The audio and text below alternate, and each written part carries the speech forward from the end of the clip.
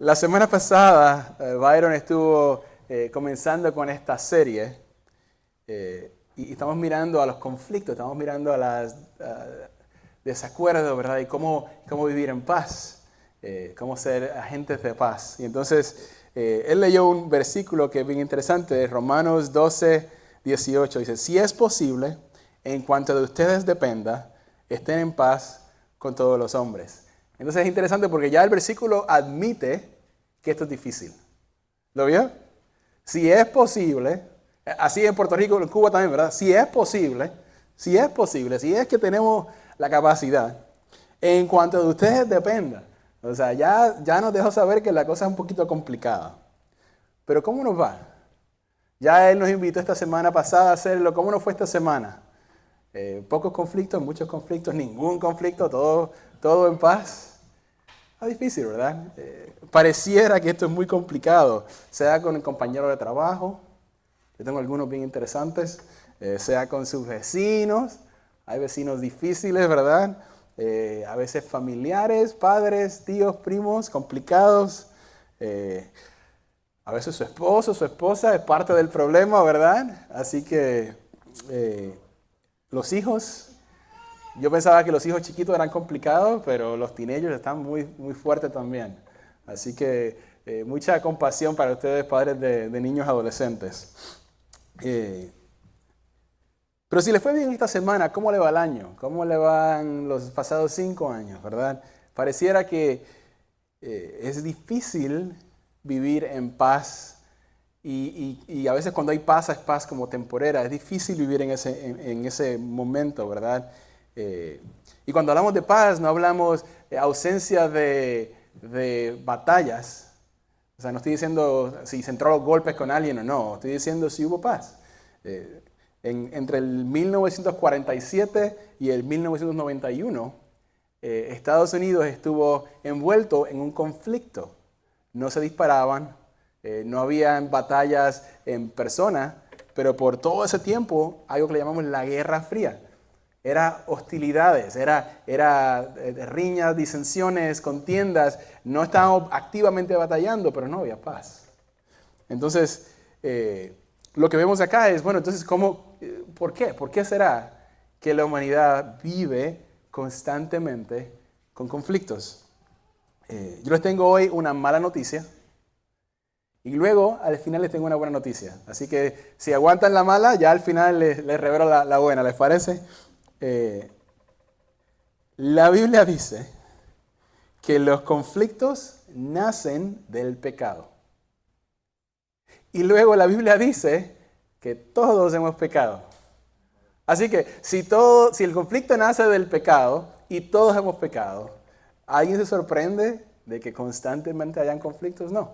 O sea, casi viene con el territorio, casi es como inevitable, ¿verdad? Todos han pecado, el pecado causa conflictos, por lo tanto, mientras haya más de 2 personas, el potencial de conflicto está presente. Y esto es un problema porque nosotros queremos, mientras sea posible, mientras de nosotros dependa, vivir en paz. Pero hay algo que nos mueve a los conflictos. Santiago 4:1, 1 y 2 lo define de esta manera. ¿De dónde vienen las guerras y los conflictos entre ustedes? ¿No vienen de las pasiones que combaten en sus miembros? Ustedes codician y no tienen, por eso cometen homicidio. Son envidiosos y no pueden obtener, por eso combaten y hacen guerra. No tienen porque no piden. Y luego Santiago continúa, pero su gran enseñanza es que sí, o sea, de nosotros, de nuestras pasiones, él le llama las pasiones, son estos deseos que son como un poco fuera de control, ¿verdad?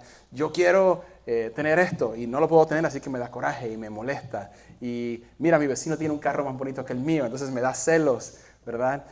Quizás su jefe no le dio el reconocimiento que usted quería y eso le mueve, ¿verdad? O quizás su compañero tomó la gloria que le tocaba a usted, quizás usted recogió y él le llevaron todas las felicitaciones. Quizás nosotros los caballeros se nos hace difícil bajar la tapa o tirar la ropa en el lugar correcto, ¿verdad?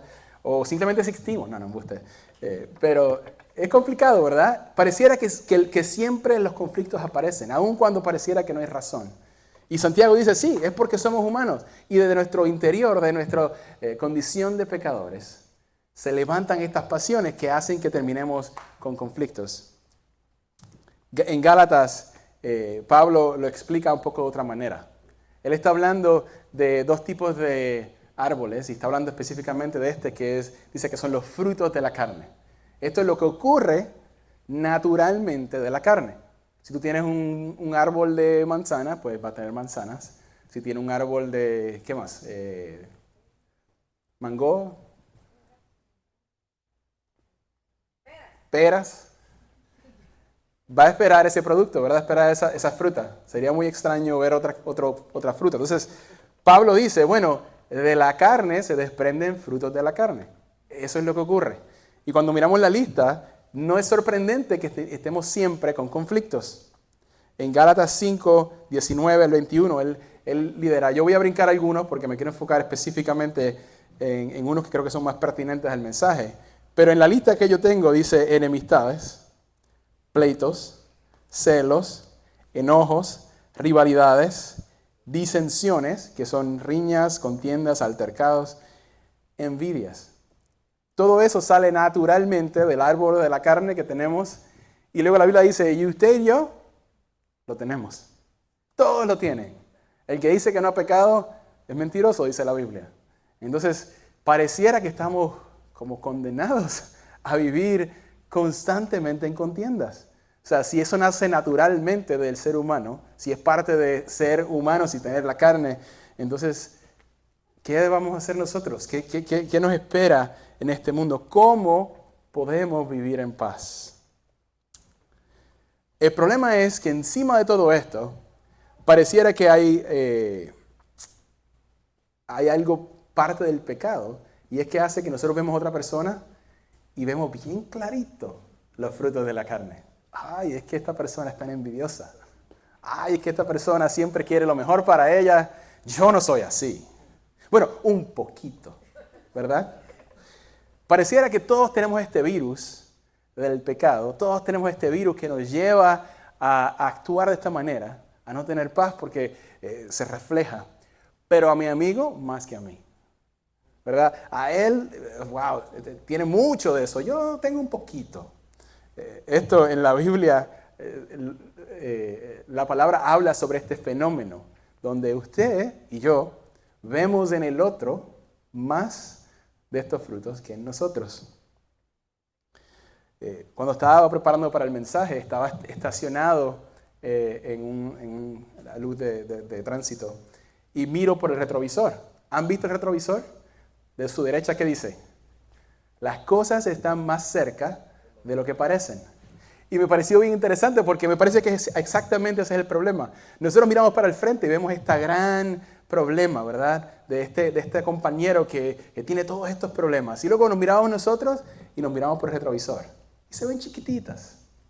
Quizás al mismo tamaño, pero el retrovisor casi a propósito hace que las cosas se vean más pequeñas en nosotros. Miramos para el frente por el espejo o por el cristal, pero miramos a nosotros a través de este espejo que reduce las cosas.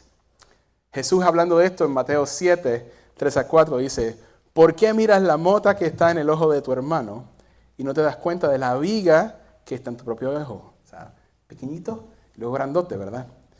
¿Y cómo puedes decir a tu hermano, déjame sacarte la mota del ojo cuando la viga está en tu ojo? Así que esto simplemente así funciona. Y lo primero que tenemos que hacer usted y yo es saberlo. Número 1, mientras estemos acá en la tierra, estamos sujetos a un cuerpo mortal. Jesús dice que todavía no ha llegado el tiempo de ser liberado de este cuerpo. Así que mientras usted y yo estemos acá, nosotros nos gusta decir que estamos como que en el medio, ¿verdad? Porque todavía no hemos sido liberados de lo que nos mueve a las iras y las contiendas y los celos y los enojos y las rivalidades. O sea, eso está presente.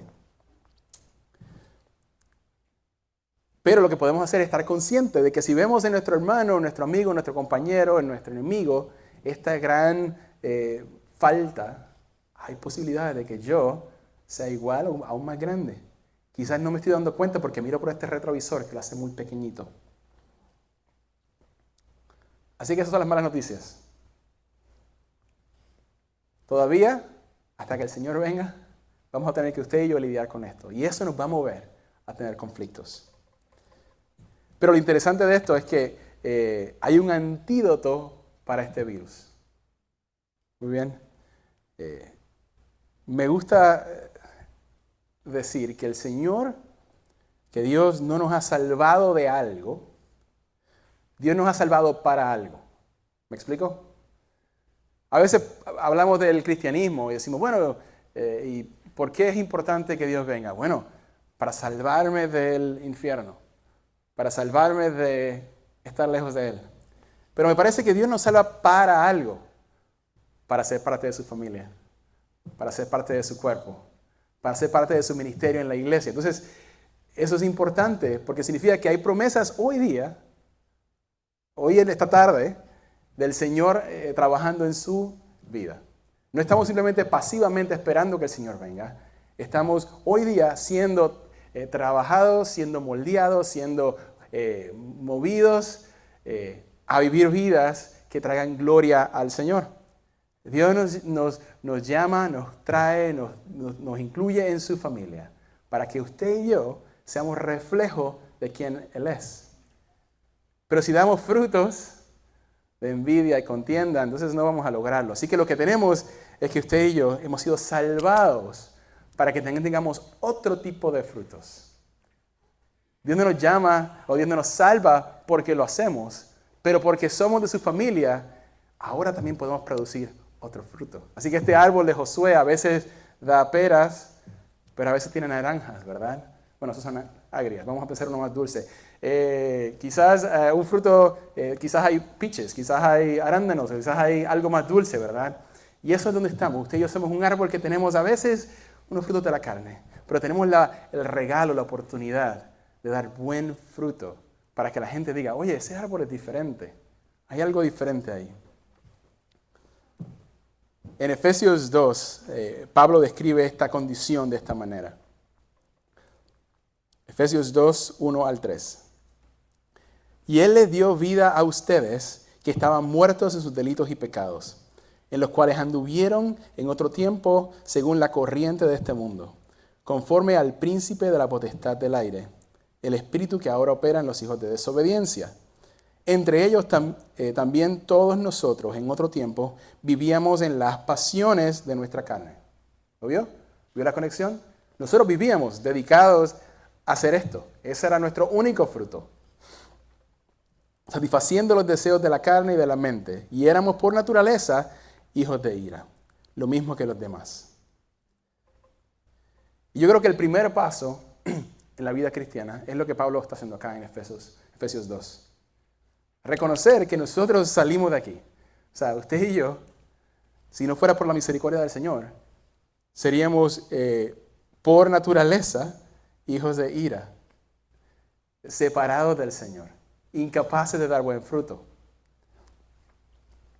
Y la gente que vemos son simplemente eso, gente que están listas y prestos para un cambio. En la Biblia hay momentos en que se utiliza la palabra pero Dios. Y siempre que vea eso, deténgase. Lea unos versículos antes y lea unos versículos después.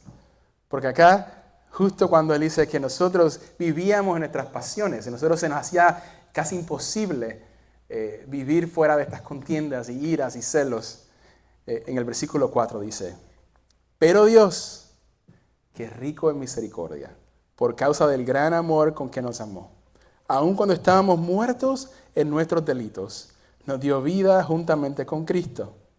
Por gracia ustedes han sido salvados. Y con Él nos resucitó y con Él nos sentó en lugares celestiales en Cristo Jesús, a fin de poder mostrar en los siglos venideros las sobreabundantes riquezas de su gracia, por su bondad para con nosotros en Cristo Jesús. ¿Qué significa eso? Bueno, Pablo está mostrando las consecuencias del trabajo de Dios en nuestra vida. Antes estábamos atados a nuestras pasiones. Se nos hacía imposible agradar a Dios. Vivíamos en esta condición. Dice que estábamos separados, que éramos, a consecuencia del pecado, éramos considerados hijos de ira. O sea, estábamos alejados y en enemistad con Dios. Pero Dios, entonces ahí lanza esa gran división. Y dice, este es el antes y el después. Ahora usted, por la misericordia de Dios, porque Él nos ama, porque Él quiere, para su gloria, para que usted y yo anunciemos las bondades del Señor. Tenemos la capacidad ahora de ser hijos de Dios, de tener la capacidad del buen fruto. Y luego Él va a continuar, porque Él está hablando a personas que no eran parte del pueblo de Israel. Hay consecuencias de que usted y yo ya tengamos la capacidad de estar con el Señor. Y Él va a utilizar un ejemplo donde dice, antes teníamos enemistad con Dios y teníamos enemistad con otras personas. Pero ahora Dios ha resuelto para que no haya enemistad entre usted y Dios. Ya yo no tengo que tener enemistad con Dios por la bondad del Señor. Pero encima de eso, esto nos permite tener también paz y armonía con nuestros hermanos. Y Él está usando a los judíos y a los gentiles para mostrar este ejemplo. Pero es importante porque nos aplica a todos. Así que continuamos acá en Efesios. Se me perdió. Efesios 2. Esto es el mismo versículo, ¿verdad? Él está explicando lo que ocurrió y ahora va a explicar la consecuencia. La consecuencia es esta. Versículo 12. Recuerden que en ese tiempo ustedes estaban separados de Cristo, excluidos de la ciudadanía de Israel, extraños a los pactos de la promesa, sin tener esperanza y sin Dios en el mundo. Pero ahora en Cristo Jesús, ustedes, Iglesia Vida, que en otro tiempo estaban lejos, han sido acercados por la sangre de Cristo. Porque Él mismo es nuestra paz. ¿Lo vio? Y de ambos pueblos, o sea, de los judíos y los que no eran judíos, que antes andaban en enemistad, derribando la pared intermedia de separación, poniendo fin a la enemistad en su carne, la ley de los mandamientos expresados en ordenanzas, para crear en Él mismo de los dos un nuevo hombre, estableciendo así la paz, para reconciliar con Dios a los dos en un cuerpo por medio de la cruz, habiendo dado muerte en ella a la enemistad. O sea, él está narrando una batalla. ¿Lo está viendo? Había enemistad, había una pared, un muro de separación donde los de acá y los de acá no se llevaban, donde había enemistad con Dios. Y dice que Jesús viene y derriba la enemistad entre usted y Dios. Y luego derriba la enemistad entre su pueblo. Para que aquellos que antes no se toleraban, no se amaban, no se cuidaban y andaban siempre en riñas, pudieran tener paz. Porque Él es nuestra paz. Tenemos paz con Dios, podemos tener paz con nuestros hermanos. Y vino y anunció paz a ustedes que estaban lejos y paz a los que estaban cerca. Porque por medio de Cristo, los unos y los otros tenemos en nuestra entrada al Padre el mismo Espíritu. Entonces, Él está diciendo, si ustedes han sido todos llamados a la familia del Señor, y ahora hay paz entre usted y Dios, Él está llamando a que haya paz entre ustedes también. Es como si el trabajo de Dios no es solamente para el futuro. Es como que Dios no nos salvó y luego lo pusimos en pausa hasta que se acabe el mundo, hasta que nosotros vayamos a morar con el Señor, sino que hoy hay resultados en su vida y en mi vida que conducen a la paz, porque Dios es nuestra paz. Podemos tener paz porque Dios ha resuelto el gran conflicto entre Él y nosotros. Y luego Él ha comenzado a derribar estas paredes que nos separaban de nuestros hermanos. En 2 Corintios, Él continúa con este mismo concepto, pero me parece interesante porque nos da una tarea. 2 Corintios 5, 18 dice, y todo esto procede de Dios, quien nos reconcilió con Él mismo por medio de Cristo y nos dio el ministerio de la reconciliación. ¿Sí conocen la palabra reconciliación? Había una guerra, había un desacuerdo y luego se resuelve y ahora hay armonía. Y Él dice que antes había enemistad entre nosotros y Dios y Él nos reconcilió consigo. Arregló ese gran problema que había entre el hombre y nuestro Dios. Pero luego dice que nos llama a usted y me llama a mí hoy a ser agentes, a ser entes de reconciliación. Él le llama el ministerio de la reconciliación. Es una tarea, es una encomienda que usted y yo tenemos a vivir una vida de reconciliación. Es decir, versículo 19, que Dios estaba en Cristo reconciliando el mundo con Él mismo, no tomando en cuenta a los hombres sus transgresiones, y nos ha encomendado a nosotros la palabra de la reconciliación. Por tanto, somos embajadores de Cristo, como si Dios rogara por medio de nosotros, de ustedes. En nombre de Cristo les rogamos, reconcíliense con Dios. O sea, en otras palabras, Dios no solamente nos salva para acabar con el virus del pecado, sino que nos hace parte de la solución. Nos invita a ser agentes viviendo el ministerio de la reconciliación. La pregunta es ¿cómo? ¿Cómo hacemos eso? ¿Será que Dios nos quita y ya no tenemos las pasiones, los deseos, ya estamos redimidos, ya no estamos inclinados a los celos y a las contiendas? La respuesta es no. Les dije que tenía malas noticias, pero les dije que también tenía buenas noticias, porque la obra del Señor en nuestra vida conduce a la reconciliación. Es el trabajo del Espíritu Santo en nuestra vida que nos lleva en medio de esta batalla en nuestra vida a que los buenos frutos de paz nos lleven a la paz y cambien. Por eso es que Pablo en Gálatas, después de que habla de los frutos de la carne, que ya los leímos, habla de los frutos del Espíritu. Esta naturaleza dual que vive en nuestras vidas, los que todavía no hemos sido redimidos. Entonces, en Gálatas 5 él dice que los frutos del Espíritu son amor, gozo, paz, paciencia, benignidad, bondad, fidelidad, mansedumbre y dominio propio. Por un lado, motivados a tener riñas y contiendas, y por otro lado, motivados por el Espíritu a tener paciencia y misericordia, a ser buenos, a tener control. Cuando Jesús está diciendo a sus discípulos que les conviene que Él se vaya, cualquier discípulo diría, tú estás loco, Jesús.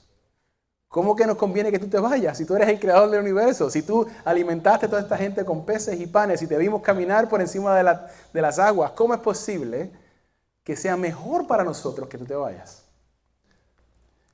Y Jesús lo que le dice es que les va a enviar otro consolador. Y esa palabra es interesante porque ¿cuántos acá hablan español e inglés? Mayoría un poquito. ¿Le ha pasado que hay palabras en español que no sabe traducirlas al inglés? Usted traduce como la frase. No hay una palabra exacta, pero más o menos, ¿verdad? Igual pasa del inglés al español. A veces tenemos que utilizar una frase, a veces tenemos que utilizar como 4 palabras. Algo como esto.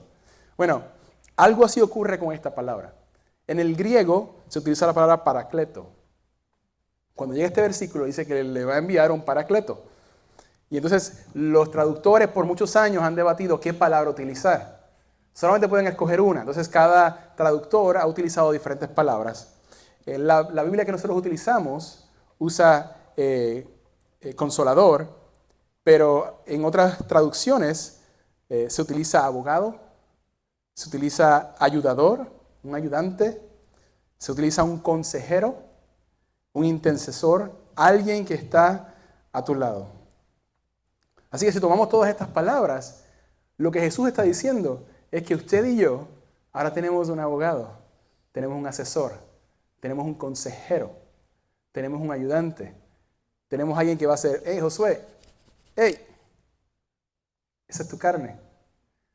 Esa respuesta que le diste a tu esposa o a tus hijos, eso no es un fruto de acá. Eso es tu vieja criatura todavía saliendo, queriendo reflejarse, pero yo estoy aquí para recordarte que eso no está bien, que tú eres diferente, que tú eres llamado a ser un agente, un ministro de reconciliación. Y eso que acaba de ocurrir no es. Dice que ese es uno de los trabajos del Espíritu Santo, es llamarnos y hacernos conscientes de nuestro pecado. Así que, ¿cómo vivimos en paz? No se lo voy a decir todo hoy porque tiene que venir la semana que viene para los detalles específicos. Pero lo que quiero que salgamos de aquí hoy es, número 1, reconociendo que hasta que el Señor nos haga nuevos, por completo, usted y yo vamos a lidiar con el pecado, que va a estar presente todo el tiempo, y que los frutos de nuestra carne nos llevan a problemas, con las iras y los enojos, y la falta de paciencia, y los egos, y las contiendas. O sea, usted leyó la lista. Y eso se va a seguir reflejando hasta que el Señor nos llame. Así que el primer paso es estar consciente de que esa es nuestra condición. El segundo paso es escuchar al Espíritu Santo.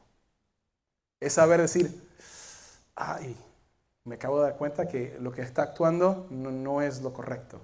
Que la forma en que yo traté, que la forma en que yo contesté, que la forma en que me sentí, la forma en que pensé cuando mi hermano, mi hermana, mi compañero, mi vecino me dijo eso, sale de mis pasiones, que me está dando un coraje que no es correspondiente a lo que está ocurriendo.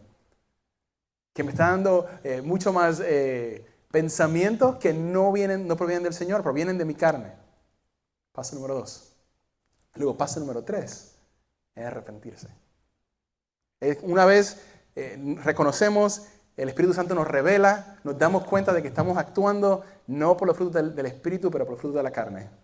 Tomamos un segundo para decir, Señor, perdona mi condición, cambia mi condición, ayúdame a ser diferente, ayuda a que tus frutos se reflejen mucho más que los frutos de mi carne.